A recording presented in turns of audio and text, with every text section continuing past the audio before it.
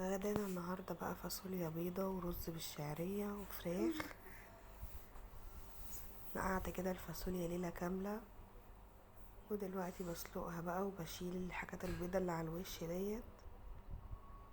اهم حاجة في البقوليات ان هي تتنقع. وهنا الفرخة هسلقها بشوية ورق لورا وبصلة. هنا بشرت بصلاية علشان الفاصوليا.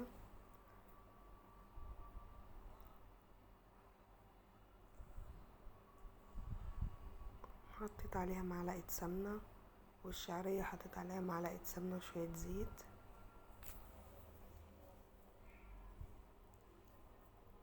وضربت شوية طماطم في الخلاط عشان تسبيكة الفاصوليا.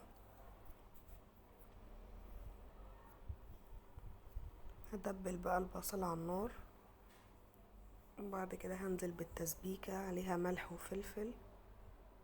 الفاصوليا اتسلقت، هنزل بالفاصوليا في التسبيكة. الفرخة اتسلقت، ناقص بس الرز. حمر الشعرية بقى كويس. غسل الرز، حط عليه الملح بتاعه، حطيته وغالية براد مية سخنة علشان الرز بعمله بمية سخنة عشان يبقى مفلفل.